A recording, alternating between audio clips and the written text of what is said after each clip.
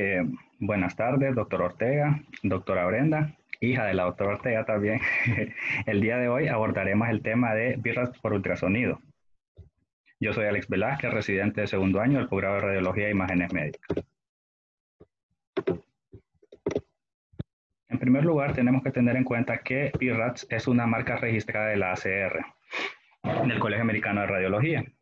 Nace con el objetivo de normalizar la terminología y la descripción respecto a los diferentes hallazgos que pueden haber en las modalidades de diagnóstico por imagen para mama, para poder asignar una categoría, dar un valor predictivo para cáncer y poder dar recomendaciones.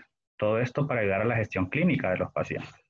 Debido a que en el pasado, por ambigüedades en la descripción de los hallazgos, los clínicos caían en errores de interpretación. Como nos vamos a enfocar en el ultrasonido, lo primero que tenemos que tener en cuenta son los factores técnicos para tener una calidad de imagen adecuada, siendo el primero de ellos la frecuencia del transductor. En segundo lugar, el campo de imagen, zona focal, ganancia de escala de grises y por último, imagen compuesta. Ahora bien, ¿a qué me refiero con la frecuencia del transductor? Según la ACR, especifica que el transductor se tiene que ser de alta frecuencia. La menor frecuencia permitida es de 10 MHz. Lo ideal es entre 12 y 18. Esto porque los transductores de alta frecuencia permiten imágenes de alta calidad, porque tienen un alto poder de resolución. Sin embargo, presentan el problema al momento de evaluar tejidos profundos en mamas voluminosas, debido a que se vuelve necesario utilizar frecuencias más bajas, pero que nos brinden mayor poder de penetración. O en su defecto aplicar mayor compresión para poder mejorar esa penetración y reducir la atenuación sonora. Con respecto al campo de imagen nos referimos a configuración de la profundidad que va a aparecer en el monitor. Lo ideal es que esté incluido tanto el tejido mamario como el pectoral, pero que no incluyamos ni pulmón ni pleura. Ahora bien, la ACR recomienda que una vez que hemos configurado el campo de imagen lo mantengamos constante en toda la evaluación ecográfica. Por más de que nos sintamos tentados que al encontrar una lesión querer disminuir la profundidad o ampliar la imagen, porque esto va a ir en detrimento de los ángulos de los bordes que pueda tener esa lesión. Asimismo, si no configuramos de forma adecuada el campo de imagen, podemos tener demasiada profundidad y no va a ser valorable de forma adecuada las lesiones pequeñas. Otro aspecto importante respecto al campo de imagen es con las imágenes voluminosas, en las cuales existen varias técnicas. Una de ellas es la técnica panorámica o también denominada de campo extendido, debido a que nos permite mostrar en una única imagen la relación de una lesión voluminosa con la relación que puede tener con el tejido adyacente. Otra de ellas también es cuando podemos utilizar pantallas duales, en las que podemos dividir una lesión, capturar la mitad en una pantalla y la segunda mitad en la otra pantalla y poderla fusionar para dar una idea o un aspecto global de una lesión, como mencioné antes en el aspecto de que sean voluminosas. Otros aspectos a tener en cuenta son la zona focal, en el cual una vez que identificamos una lesión, la zona focal debe estar localizada en el centro de la misma. Todo con el objetivo de disminuir el ruido y dar una imagen de mejor calidad. Sin embargo, en algunos equipos nos permiten tener más de 2 o incluso hasta 3 zonas focales o focos. Sin embargo, al aumentar los focos disminuye el número de avance de cuadros por segundo o el frame rate. Entonces, ¿qué sucede? Que al disminuir esto va a disminuir la calidad de la ecografía en tiempo real. Entonces hay que tener cuidado con eso. Otro aspecto a tener en cuenta también son la ganancia de escala de grises. Esto sobre todo por el principio de que el tejido absorbe o atenúa esas ondas sonoras. Entonces los tejidos que estén más profundos va a ser un poco más difícil la formación de la imagen. Tenemos que adecuar esta ganancia de escala de grises, pero la valoración de tejidos profundos únicamente no va a depender de esto, sino de los otros parámetros que ya he comentado anteriormente. La mejor forma de configurarlo es tomando como referencia los lóbulos del tejido adiposo subcutáneo, que deben de tener un color gris medio, pero no deben de verse completamente negros. Si tenemos unas imágenes que son demasiado blancas, es que hemos aumentado mucho esa ganancia de escala de grises. Al contrario, si están demasiado oscuras, es que la hemos disminuido. Por último, dentro de los factores técnicos de la calidad de imagen, tenemos la imagen compuesta. Esta se refiere a una imagen promedio entre múltiples imágenes ecográficas obtenidas desde diferentes ángulos de insolación. Y básicamente lo que nos muestra es una imagen que está con menor ruido y un poco más nítida. Avanzando en la presentación, tenemos un breve repaso anatómico a nivel macroscópico. Tener en cuenta que la mama ocupa una posición entre la segunda y la sexta costilla y que se encuentra ubicada entre la fascia superficial y profunda. Y es importante tener en cuenta que debe tener mínimo entre 8 y máximo de 20 lóbulos que tienen asociación laxa. Ya vamos a explicar un poco más detalladamente cada uno de estos. Tener en cuenta que la irrigación está dada por la subclavia y la arteria axilar y ramas de ellas como la mamaria externa e interna. También el drenaje linfático que se da hacia la cadena axilar homolateral hasta en un 90% de los casos y a las cadenas ganglionares de la mamaria interna. Sin embargo, si a una paciente se le hace una resección axilar completa, parte del drenaje linfático pasará a la mama contralateral. Es importante también conocer cuáles son los niveles de drenaje linfático, dónde es que vamos a ir a buscar. Tener en cuenta el nivel 1, que estaría lateral e inferior al pectoral menor, el nivel 2, que estaría profundo al pectoral menor, el nivel 3, que estaría superior y medial, también tener en cuenta aquí al nivel de la mamaria interna y también siempre valorar a nivel supra e infraclavicular. Aspectos importantes a tener en cuenta en la ecografía de mama. Reconocer que existen varias zonas. Una de ellas, en primer lugar, tenemos la zona premamaria. Básicamente lo que hay aquí es grasa y estas líneas blancas que ejemplifican a los ligamentos de Cooper. El límite de la zona premamaria es la fascia mamaria anterior, que estaría delimitada por esto. Posterior a ello nos encontramos ya con la zona mamaria propiamente dicha, en el cual tenemos este conducto lobar principal, que presenta una dilatación a nivel subareolar y esta dilatación se le conoce como seno lactífero. Lo que tenemos que tomar en cuenta es que la unidad funcional de la mama es las unidades ductales lobuliares terminales y estas nacen a partir de este conducto lobar principal y toman esta disposición como vemos aquí a la derecha. 3 se irán hacia anterior y 2 hacia posterior. De esta forma es como van naciendo estas unidades ductales lobuliares a nivel de la zona media. Luego tenemos la fascia retromamaria y el tejido retromamario, que es predominantemente tejido graso. Ahora bien, una vez que ya definimos que la unidad funcional de la mama es esta unidad ductal lobuliar terminal, es importante que tengamos en cuenta cuáles son sus componentes. Saber que tiene parte de un conducto terminal extralobuliar, el conducto terminal intralobuliar, los conductillos que son denominados acinos y el tejido fibroso estromal intralobuliar laxo. Otra cosa que debemos de tener en cuenta es que el recubrimiento de estos conductillos y de los conductos terminales, además de ser epitelio, mioepitelio, también contienen membrana basal. Bueno, después de esta pequeña introducción ya estamos listos para abordar los hallazgos ecográficos que nos ejemplifica el Atlas de Birratz. Valoraremos la composición del tejido en primer lugar, luego aprenderemos a caracterizar los nódulos, seguiremos con las calcificaciones, veremos hallazgos asociados y casos especiales. En primer lugar, con respecto a la composición del tejido, ¿qué cosas tenemos que tener en cuenta? Bueno, saber que existe una amplia variabilidad de tejido mamario. En la mamografía, el aumento de la densidad es un factor que limita la sensibilidad del estudio. Aquí en la ecografía pudiese ser que la ecoestructura heterogénea sea un factor que nos limite la sensibilidad, sobre todo en lesiones pequeñas.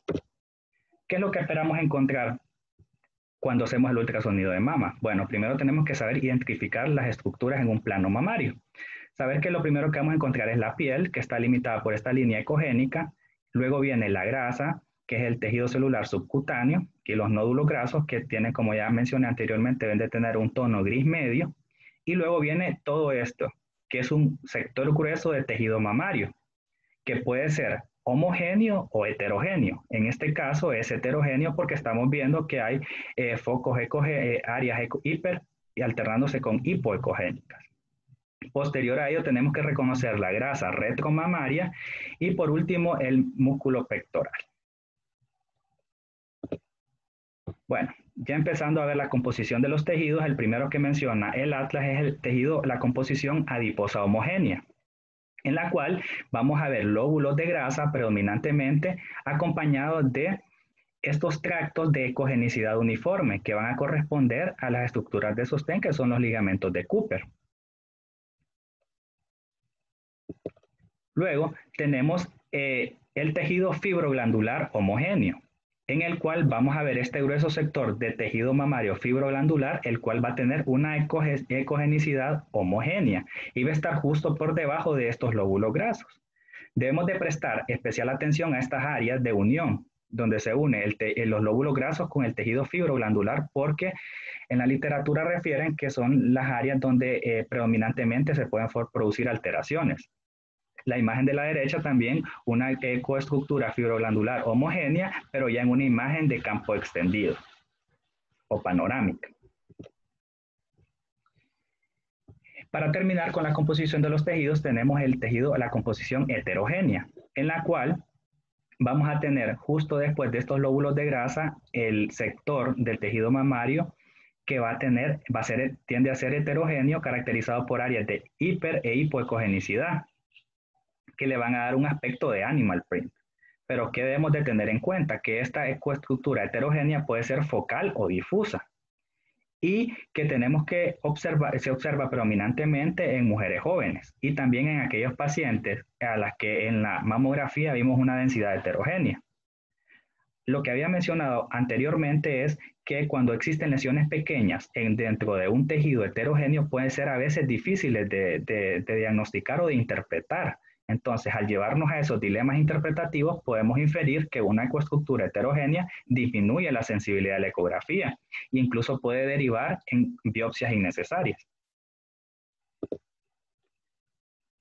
Bueno, ahora vamos a hablar de los nódulos, vamos a caracterizar los nódulos. En primer lugar, un nódulo es una es una lesión ocupante de espacio y es tridimensional. Esto se traduce que en la ecografía que nosotros realizamos, que es bidimensional, la tenemos que ver en dos planos.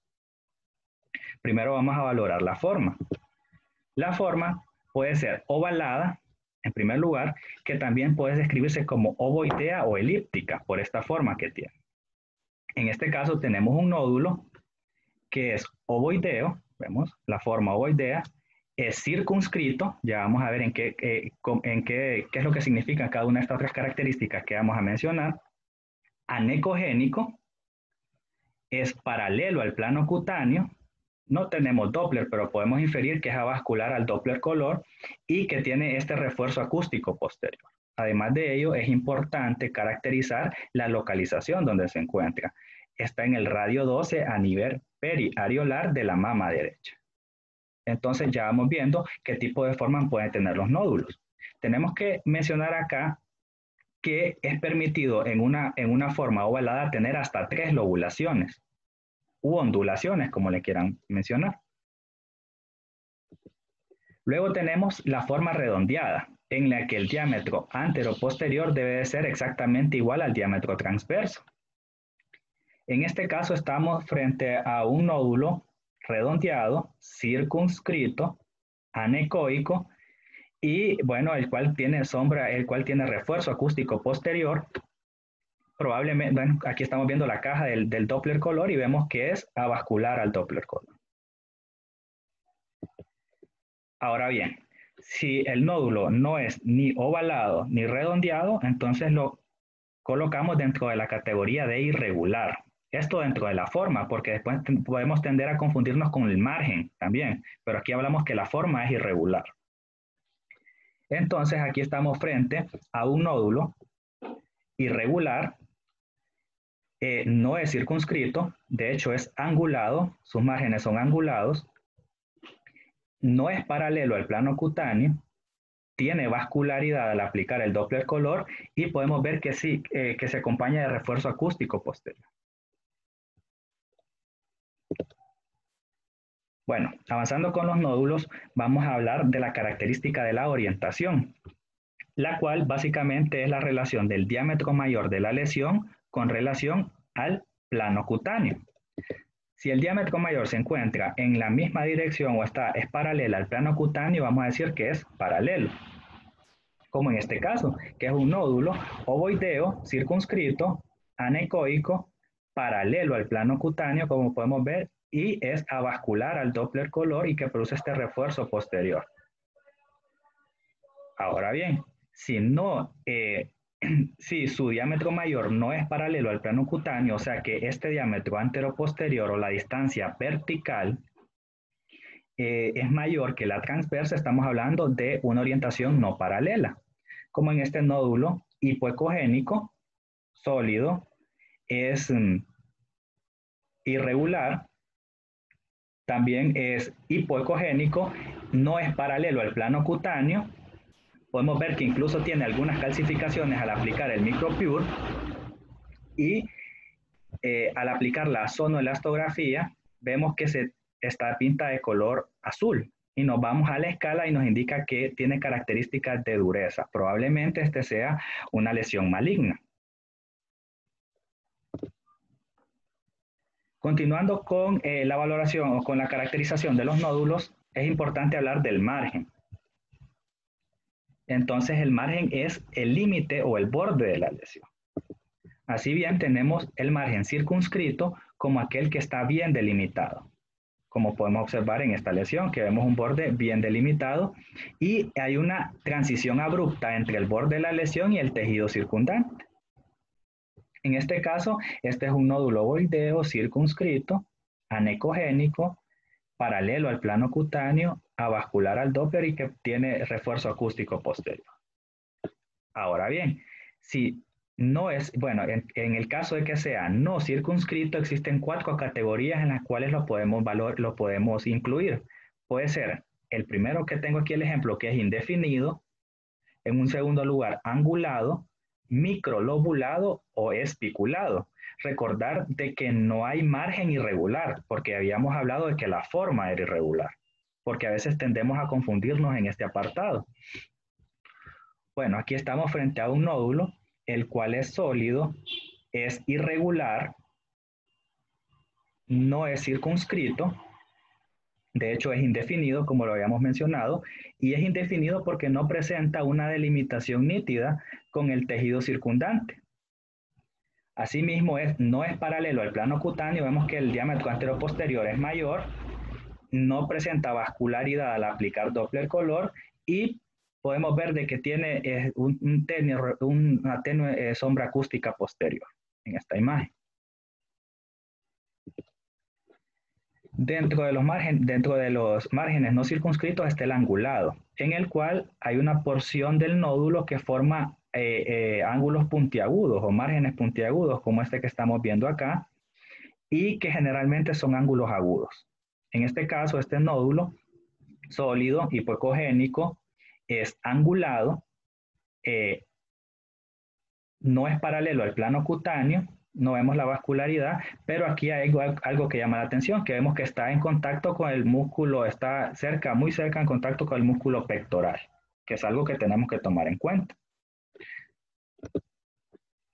Para terminar con los márgenes, bueno, ya para terminar con los márgenes tenemos el margen microlobulado, en el cual hay más de 3 ondulaciones. Como podemos ver aquí, estos nódulos, los cuales la mayoría son ovalados, que son paralelos al plano cutáneo y presentan ese margen microlobulado, son hipoecogénicos y no hay Doppler color, pero podemos ver que tienen también un refuerzo acústico posterior. Para terminar con los márgenes está el espiculado. En este ejemplo podemos ver, bueno, espiculado es porque hay líneas que se proyectan, delgadas líneas finas que se proyectan desde el centro del nódulo. Podemos ver que son estas de aquí, las cuales incluso están produciendo una reacción desmoplásica en el tejido adyacente. Y este es un nódulo hipoecogénico irregular, espiculado, el cual no es paralelo al plano cutáneo y, bueno, básicamente, que presenta esa reacción desmoplásica. Importante mencionar eso. Continuando con la caracterización, tenemos la ecogenicidad. La ecogenicidad la vamos a dar de acuerdo a la comparación que se haga de la lesión con el tejido o la grasa subcutánea. Así bien, pues, el primero es anecoico porque no presenta ecos internos. Y de hecho, estas lesiones son nódulos ovoideos circunscritos, anecoicos, paralelos al plano cutáneo, avasculares al Doppler color y que tienen refuerzo acústico posterior. También cuando hablamos de hiperecogénico es que es mayor a la ecogenicidad de esos lóbulos grasos y que la ecogenicidad es muy similar a la del tejido fibroglandular. En este caso vemos estos nódulos ovoideos circunscritos hiperecogénicos, paralelos al plano cutáneo, no tenemos Doppler y que la ecogenicidad es mayor que la de estos lóbulos de grasa, correspondieron a lipomas. Continuando con la valoración, nos encontramos con la hipoecogenicidad. En este caso, que es un nódulo redondo, hipoecogénico, el cual avascular al Doppler color y que presenta refuerzo acústico posterior.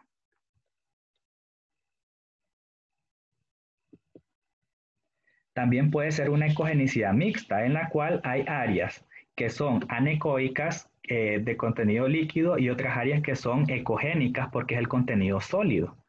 Y también es importante hacer una adecuada valoración de las mismas, como vamos a ver luego en los casos especiales.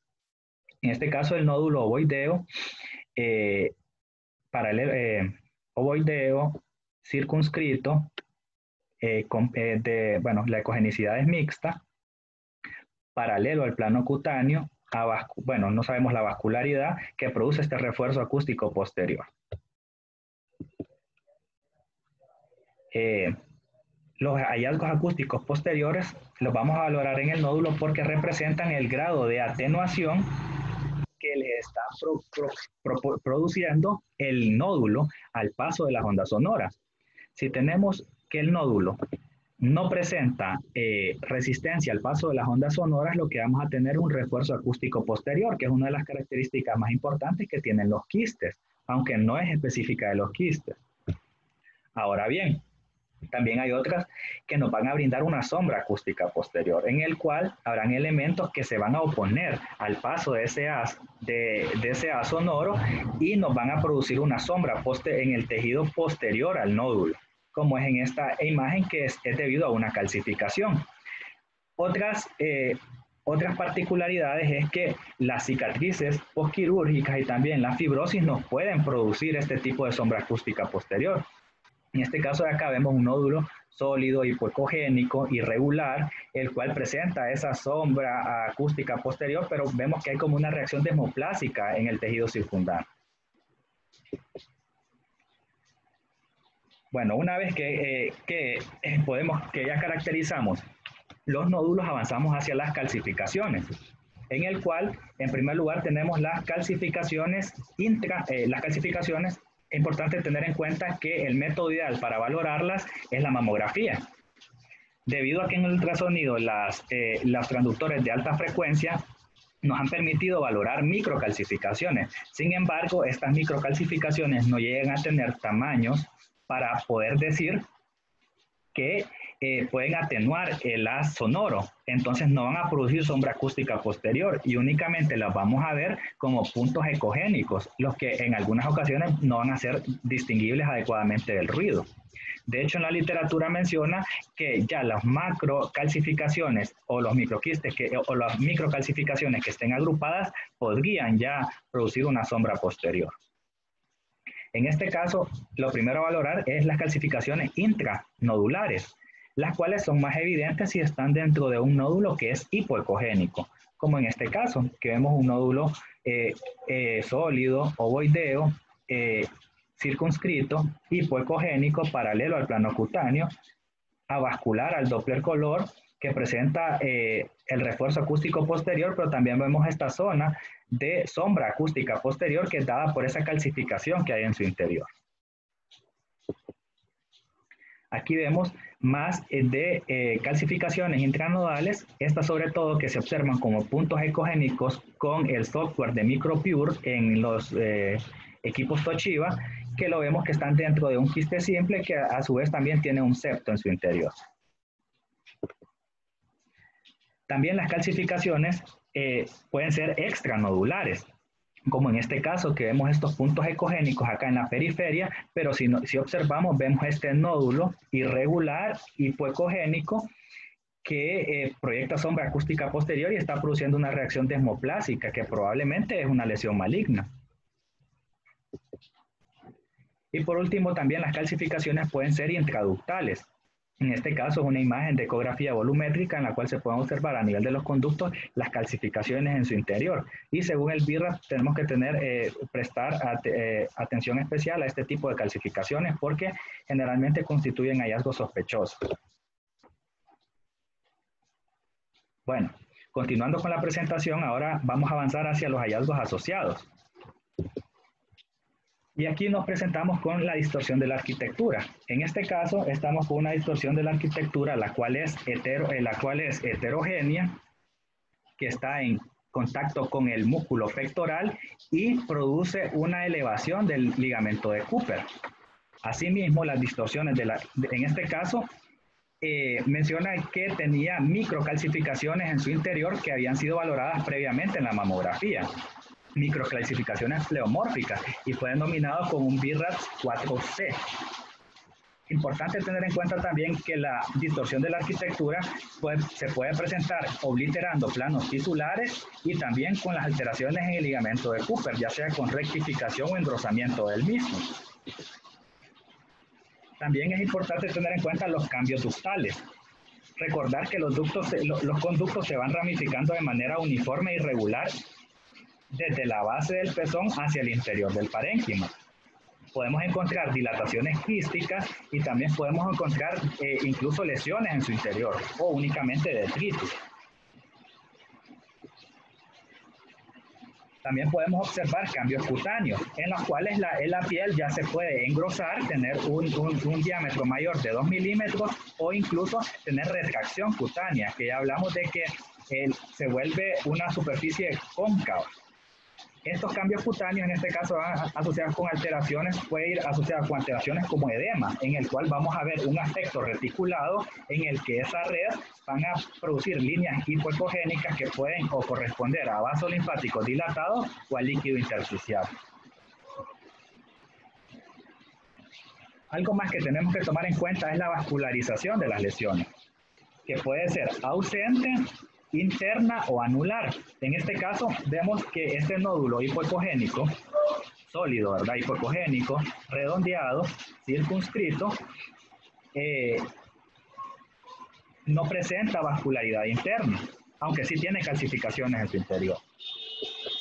Sin embargo, este otro nódulo que ya lo habíamos visto anteriormente cuando describimos la categoría de irregular, vemos que aparte de ser hipoecogénico, irregular, los márgenes que son angulados, vemos que tiene vascularidad en su interior. Todas estas características morfológicas son las que posteriormente nos van a ayudar a asignarle una categoría.